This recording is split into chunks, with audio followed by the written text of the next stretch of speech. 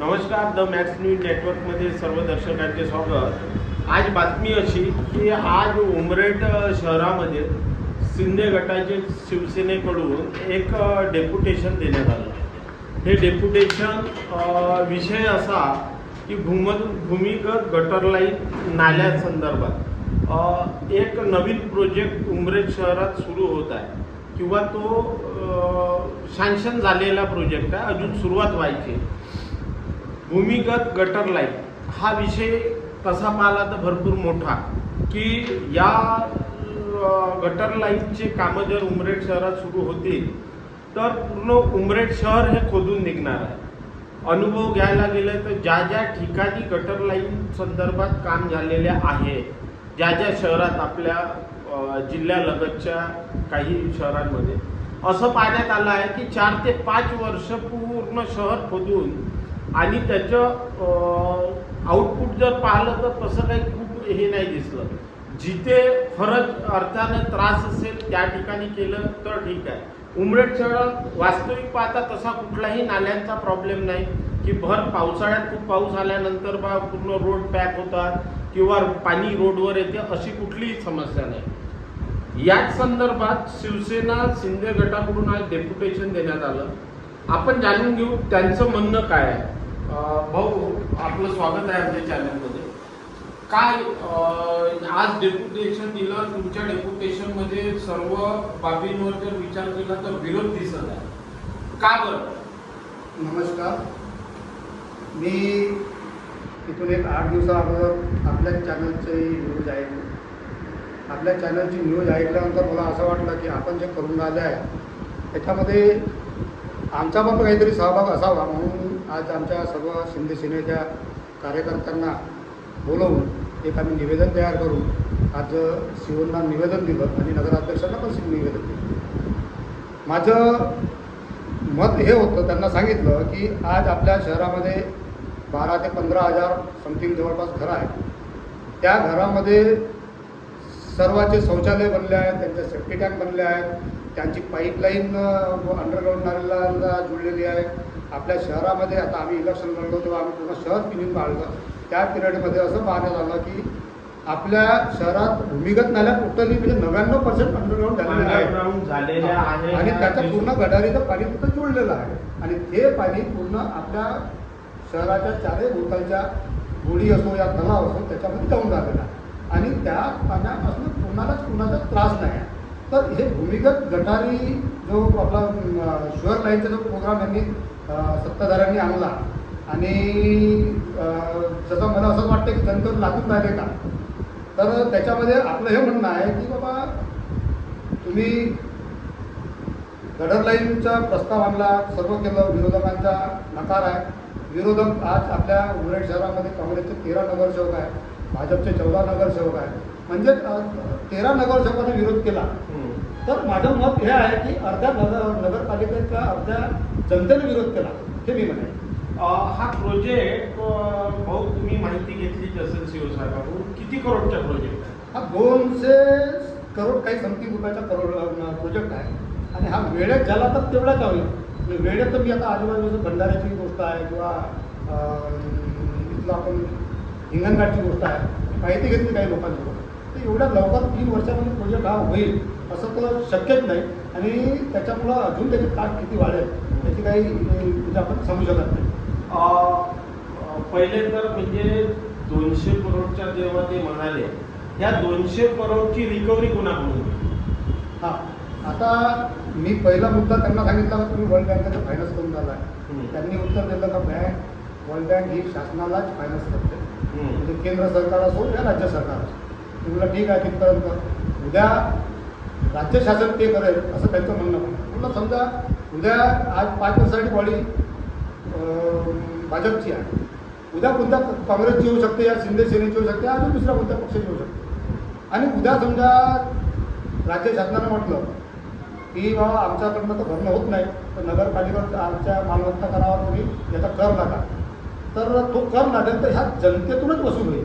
अच्छा, आणि आज मी त्यांना हे सुद्धा सांगितलं की मला तुम्ही असा ठराव घ्यायला पाहिजे की उद्या कोणतीही बॉडी बसली समजा 5 वर्षानंतर तर त्या बॉडीला पण आम्हाला म्हणता आलं पाहिजे आम्ही जिवंत राहू किंवा आमच्या कोणी लहान आमच्यासोबत कार्यकर्ते ते राहतील 10 वर्षानं 15 वर्षानं, तर त्यावेळेस असं म्हटलं पाहिजे की नाही रे बाबा, त्यावेळेस एक ठराव झाला होता की या भुयारी गटर लाईनसाठी आलेला निधी त्याच्या मालमत्ता धारकावर कोणताच कर लागू होणार नाही असा त्यावेळेस ठराव झाला होता आणि तो ठराव त्यावेळेस पुरावा म्हणून त्यांना राहील असं त्या शिवसाहेबांना असा ठराव घेतो बोलले. मी त्याच्यावर त्यांनी भाष्य बोलले असं म्हणजे ठराव घेतो असं बोललं नाही, पण तुमचे विचार चांगले आहे आणि तुम्ही जे बोलताय बरोबर आहे असं करायला पाहिजे त्या शब्द त्यांनी वापरला. मला एक सांगा, तुम्ही बाकी शहराचा उल्लेख केला, ज्या ज्या शहरामध्ये हे काम झालेलं आहे तर माहिती घेतल्याप्रमाणे कुठंच सक्सेस झालेलं नाही दिसलं आहे आणि ते शहर 4-4, 5-5 वर्ष कुठे उधळून राहिले, पूर्ण शहराला त्याचा भयंकर त्रास झाला. असं आहे आपल्या शहरामध्ये पहिले तर याची आवश्यकता नाही. आवश्यकता नसताना कोणत्या जनतेची डिमांड आहे का नाही हे पाहावं लागेल ना. नगरसेवकाची डिमांड आहे का, जनतेने डिमांड केली का, नाही बा आपल्या गावात सिव्हिल पाहिजे, ठीक आहे करायला हरकत नाही, मी म्हणणार नाही काम करून राहिलं तुम्ही, पण कुणाची डिमांड नाही आणि डिमांड नसून साहेब लोकांना अंधश्रद्धा त्रास कशाला देऊ नका. ठीक आहे, आता सीओ साहेबांनी म्हटलं हे बोलतो मी त्यांना, ते म्हणे की आपण सामन्याचं नियोजन करायला नाही पाहिजे का, करायला पाहिजे मान्य आहे. मग उदाहरण दिलं मी जाता मला दुपारीमध्ये जा, तर 3 फुटाची गल्ली आहे, तिथं काय तुमची कोकल्यात नाही जात ना, JCB जात नाही, शेवटी मॅन्युअली काम होणार. मॅन्युअली आज तुम्हाला कोणता मजूर भेटून राहिला आहे, आज कोणता मजूर कामावर बरोबर आहे, कोणत्या मजुरानं काम होऊन राहिला आहे आणि तुम्ही त्याची मजुरांना केल्याचा पर्याय नाही. तुमच्या कामाला वेळ लागेल. आज ते 2 दिवसात काम होणारं मशीननं ते त्याला 8 दिवस लागू शकते, 15 दिवस लागू शकते, लेबर नसलं तर अजून वेळ होईल. तर त्याच्यामध्ये जनतेला खूप मोठा त्रास होईल. म्हणजे माझ्या म्हणण्याचं तात्पर्य हे आहे का जनतेला त्रास होऊ नये. म्हणजे तुमचं म्हणणं असं आहे की हा प्रोजेक्ट काही कामाच्या नसतानाही जबरदस्ती आणण्यात येत आहे असं म्हणणार नाही. मी ते जबरदस्ती आणणार हे आणून राहिले हे म्हणणार नाही, अनावश्यक आणून राहिलं याची जरूरत नसताना आज त्या गोष्टीला आपण करून राहिलो. हे आज आवश्यकता नाही, भविष्यात करता येईल ना. आज पैसा तुम्ही आणा, इथं कंपन्या आणा, प्रोजेक्ट आणा, यांना उद्योग द्या. समस्येचा विचार केला तर आज भर मार्केट लाईन मध्ये जर विचार केला तर मोठा रोड करण्याची गरज आहे. आज पार्किंगच्या खूप मोठा समस्या आहे. ज्या समस्या नागरिकाला भेडसावत असेल त्या पूर्ण करायला पाहिजे. आज मी उमरेड शहरामध्ये जेव्हा आम्ही इलेक्शन लढलो तेव्हा पूर्ण शहर बोललं, काही ठिकाणी 2 व्हीलर चालवण्याची स्थिती नाही, एवढे घट्ट पडले. त्याच्यावर भर द्यायला पाहिजे, तुम्ही बोलण्यावर भर देऊन राहिला. अच्छा. आणि अजून या विषयासंदर्भात तुम्हाला असं काय वाटलं की आपण विरोध करायलाच पाहिजे आणि जो काँग्रेसने विरोध केला तो बरोबर आहे, विचार केला तर तुम्ही सत्ताधारी त्याच्यासोबत आहात, सरकारमध्ये बसलेले आहात, तरी सुद्धा शिंदे सेनेकडून विरोध होत आहे. बघा, मी विरोध हा शब्द वापरलाच नाही आणि विरोध करून राहिला नाही. मी फक्त अनावश्यक गोष्टी उद्या करायच्या त्या आज करण्यापेक्षा उद्या करा. बाकीच्या ज्या गोष्टी आहेत, आज ज्या आवश्यकता आहे त्या गोष्टी करा आणि त्या गोष्टी तुम्ही भर द्या. मी विरोध कुठे करून राहिलो. मी नगर विकास खात्याला पण पत्र लिहिलं आहे. मी नगर विकास खात्याला पण पत्र पाठवणार. अच्छा. ते पाठवून त्यांना म्हणजे तुमचा विरोध नाही, पण जर आवश्यकता नसताना का बरं आणत आहात आणि जनतेला का त्रास देतात, जनतेला का त्रास देतात, तसाही विचार केला तर म्हणजे या प्रोजेक्टला विरोधच झाला आपला. नाही, मी विरोध म्हणून बोलणार नाही. विरोध हा आज यांचं जे तुमच्या माध्यमातून मागच्या वेळी मी ऐकण्यात आलं किंवा लोकांच्या माध्यमातून वाचण्यात आलं की या तलावाच्या पाणी त्या तलावाला, त्या तलावाच्या पाणी त्या तलावाला, हे गडर लाईन त्या तलावात किंवा बोली सोडणार तिथं सोडणार किंवा तिथे टँक बनवणार, ते पाणी एकत्रित करणार आणि त्याचं आपण शुद्धीकरण करून MID सारख्या ठिकाणी विकणार.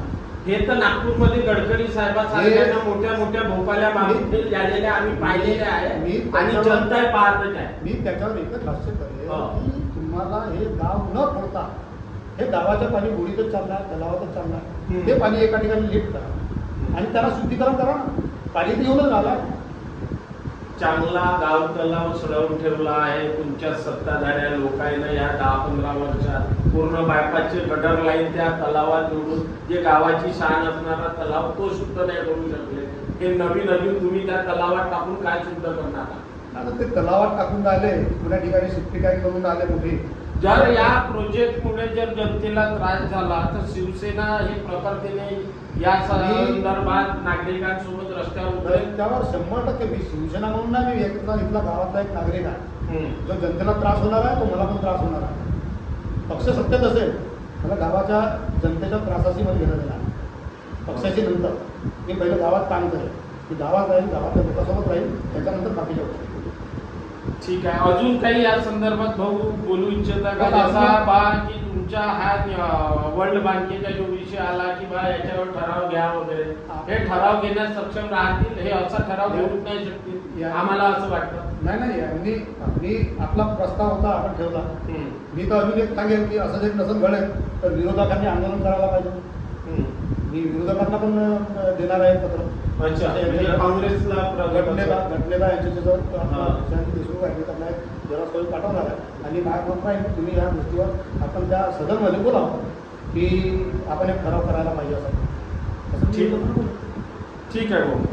अजून त्याच्या व्यतिरिक्त विषय दिलीप भाऊ सोनटक्के शिंदे सेनेकडून आज ते जरी म्हणत असेल की आमचा विरोध नाही या प्रोजेक्टला, पण नागरिकाला त्रास होईल तर 100% हा विरोध आहे त्यांचा असं म्हणायला हरकत नाही. दुसरी महत्त्वाची गोष्ट की गटर लाईन संदर्भात काँग्रेसने विरोध केला, आज शिवसेने केला.